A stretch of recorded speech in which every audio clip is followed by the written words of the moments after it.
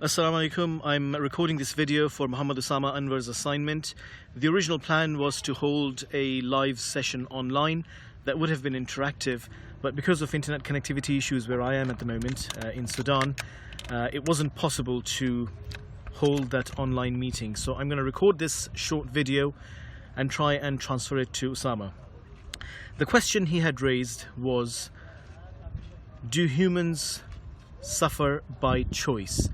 Now, before we can respond to that, it's important to define what exactly we mean by suffering. Now, typically we find that people tend to use words like pain and suffering interchangeably.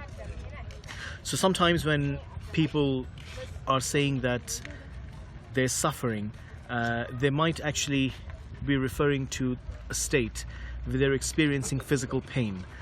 But when we go slightly deep into this, what we find is that pain sometimes has, or more often has, physical or emotional sort of connotations, whereas suffering is sort of the state that follows something that might be painful. So the definition itself is a bit contentious. What exactly do we mean? How are we defining that state? And obviously that's going to affect our answer. But let's go with the definition that suffering is a state where we are experiencing conditions that we hope we were not in. So there is a strong connection with the physical pain. For example, if I break my leg,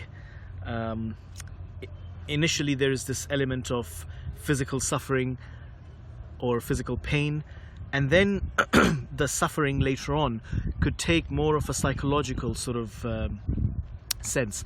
So for example, I might start thinking that my leg is broken. I'm not experiencing physical pain anymore, but I'm not able to do what I was able to do before.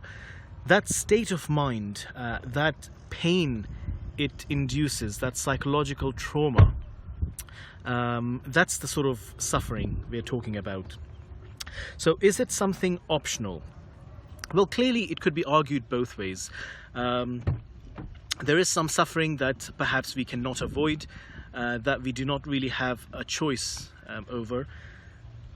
So if, for example, someone kills our loved ones, and the suffering we have to endure as a result of that, that was not necessarily something that we chose. But it could be argued again that perhaps our loved ones were killed because of our own actions, and hence it was our choosing. We decided to do something, and as a result of that, the consequences of our actions led to someone killing our loved ones and hence causing us that suffering. So the thing is, it depends how far you stretch the argument, how deep you go. It comes down to definitional issues and so forth. So it could be argued that it's really both ways. Then obviously there is suffering at different levels. So until now we've talked about suffering at a personal level. Then obviously there is suffering at societal level. I think here we could argue that in many cases the suffering is systemic, and the suffering is a result of our actions, and hence it was our choice or bad choices that led to that suffering. So for example, if we have the option to choose between two candidates at an election, and we decide to go for a candidate who is corrupt, who only engages in upward mobility and does not care about our interests, and as a result we end up suffering, whether it be because of lack of resources available or the injustices, we could argue that that suffering was because of our own decisions, and hence we had the choice and we decided to choose to suffer, even though perhaps that was a consequence of our actions and not something that we had thought about. So perhaps intentions might not be that we're going to suffer, but it was that we didn't really understand what our actions are going to lead to. But in this case, one could argue that it was optional.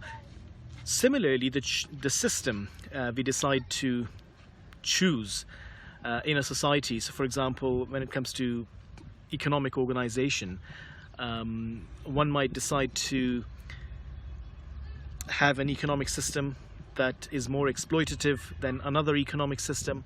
Again, in a case like this, we could argue that we had the choice. And sometimes when we're already in a state of suffering, it could be argued that we have the choice to remove that suffering from us, but we decide not to do that. Sometimes we take a fatalistic approach where we say that, oh, this was destined for us, so it's happened, and we choose not to take those corrective steps that could rid the suffering. Again, in that case, we would argue that this suffering is of our own making.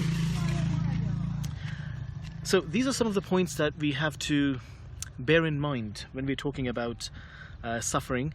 Now, I wish we could have had an interactive session, because that way we could have raised questions and then responded to those questions. There could have been counter arguments and so forth. Just a sort of recording a video like this can be a bit challenging in the heat of Sudan and when someone is not posing questions. So I think this would probably be a starting point, and we can have a discussion hopefully when I leave Sudan and when I return to Turkey, where I have better internet connectivity. So to sum up, the suffering, first of all, we have to define it. Secondly, once we've defined it, and whether we mean by suffering something of a more physical nature or an emotional, psychological nature, we could argue that in many cases it's a consequence of our actions and our choices. Another thing to bear in mind is that there are obviously those circumstances where it could be argued that we didn't choose to undergo that state of suffering. So, for example, and let's say someone who votes for the right candidate, so he chooses the candidate who is concerned about public welfare, but the overwhelming majority of people in that town, in that country, in that village, choose someone else who is corrupt and who exploits them, then that person who voted against this corrupt person could argue that I chose not to support this person, but it was the consequences of the actions of the broader society because of which I'm suffering. So my personal actions did not necessarily cause this suffering. I did not choose to suffer because of this corrupt person. I did not choose this corrupt person, but others did, and I'm suffering for their consequences. That's another way of looking at it. Then, of course, one could argue that this person perhaps did not spend time educating the people of his village and raising political awareness that could have led them to vote for the more sensible person, and hence you could argue that this person himself is to an extent responsible, and this suffering is of his own choosing. He did not choose to educate people and train them on making the right decisions. So the thing about this subject is, you can argue endlessly, and but I think what's important is to define a legal framework.